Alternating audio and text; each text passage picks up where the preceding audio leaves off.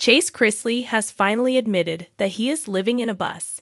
This shocked fans as they did not understand where he had recently been. Well, a lot more is making sense, and fans are waiting to find out what he has in store for the future. He is currently going through his own sobriety journey, and fans are proud of him for making this decision.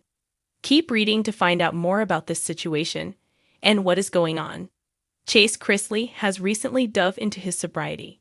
He has realized that he does not like who he is on alcohol and decided to change that. So he launched a new non-alcoholic seltzer. You can still feel included in the party while drinking these. However, you do not face the repercussions of alcohol. I think that going through what we went through with my family, and then my personal journey, and my struggles, it's time for me just to put alcohol down. We just don't agree with each other. I wanted to put a product out there that's zero alcohol. It's good for you and has all natural things from the earth. There's no additives in it. And it's a sexy can. So you can still be out, and you can still drink. You can drink this, and it'd be a healthy alternative. This has been a long journey. However, people are proud of him for choosing this. Chase Chrisley has admitted that he is living on a bus. He shared it as his home away from home. However, it is unknown why he is on a bus a lot of the time. He must be traveling to promote his new brand. However, he could also be traveling for his roofing company. Fans are unsure what he is doing. However, it seems that he has a lot up his sleeve, and fans cannot wait to see what is happening. It seems as though Chase is living in a bus. Fans are not super sure why he is doing this. However, they are assuming it is so he can go places to promote his new non-alcoholic seltzer. Or he could be going places for his roofing company. The thing is, no one really knows what is going on with Chase right now. However, they are proud of the choices he is making. What do you think about this situation? Are you shocked he is living on a bus? Sound off in the comments below. We would love to hear your thoughts on this situation. The 28-year-old had been keeping a low profile in recent months. With his parents both serving federal prison sentences and the Chrisley family's once lavish life dissected on nightly news and social media gossip pages, Chase had every reason to disappear from the public eye. But no one expected that disappearance to involve a converted 1984 Bluebird Wander Lodge parked on a friend's property just outside Nashville. "I bought this thing off Craigslist," Chase laughed, tapping the side of the faded blue bus with pride. "Didn't know the first thing about engines or plumbing or solar panels. I just knew I needed to get out of the city, out of the noise. I needed to find something real." The decision came, he admitted, after a string of sleepless nights. His parents' sentencing had shaken him. His once close relationship with Savannah had become tense. And the constant scrutiny, paparazzi at Publix, tabloids spinning every vague Instagram caption into a scandal, was suffocating. "I woke up one morning, looked around my fancy condo, and realized I was alone. I had everything money could buy, but I couldn't breathe. And rustic, rambling life now." Chase wakes up with the sunrise, brews his own coffee on a propane stove, and showers under a rain barrel system he proudly engineered himself. "I didn't even know what a composting toilet was 3 months ago," he admitted. "Now I have one, and I'm not even grossed out by it." Inside the bus, it's a mix of rustic charm and DIY chaos. The floors are cedar plank, the kitchen features mismatched thrift store dishes, and a guitar leans against a cabinet with peeling paint. The only nod to his former life. A framed photo of Nanny Faye and Grayson on a tiny shelf above his makeshift bed. "This isn't forever," he added quickly, "but it's what I need right now." What he needs, it seems, is solitude, space, and a drastic break from everything he used to be.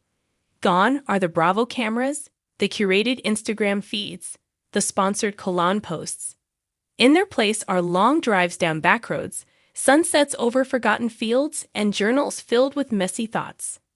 The Chrisley name, redefined the Chrisley brand, once built on glamour and snarky one-liners, has undergone a brutal unraveling in the last 2 years.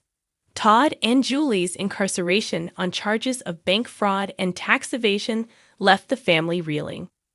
Savannah, determined and high-strung, took over custody of Chloe and Grayson while juggling podcast deals and tabloid wars. But Chase, I just couldn't play the part anymore, he said softly. My dad always told us, perception is everything. But what good is perception if it's not real? That question led him to therapy. It led him to spiritual retreats. It even led him to a brief sanctuary in Arizona. And then, eventually, it led him to the bus. I wanted to strip everything away, just see who I was underneath it all. Not Chase Chrisley from TV, just Chase. Love lost, lessons learned. Living in a bus has meant giving up more than just square footage and hot showers. Chase's once public engagement to Emmy Metters ended quietly, but definitively. She wanted stability, and I get that. She wanted roots. And I wanted to drive away. Chase doesn't speak ill of Emmy. In fact, he credits her for helping him realize what he didn't want. I was trying to be the guy she needed, the polished, put-together man with a plan. But the truth is, I was still figuring out who I was. I wasn't ready to get married. I wasn't even ready to commit to a lease. The breakup hurt, but it also opened the door for this new chapter.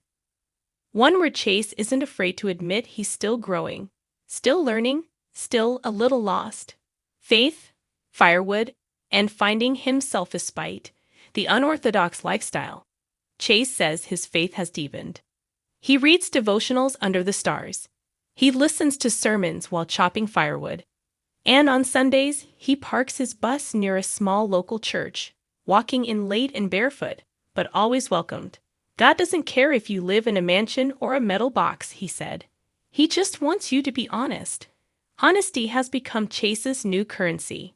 He journals daily, records voice memos of his thoughts, and is considering releasing a short memoir, not to defend the Chrisley name, but to explore what it means to rebuild your identity when everything familiar falls apart. Some days I still feel like a fraud, he admitted. Other days I feel completely free.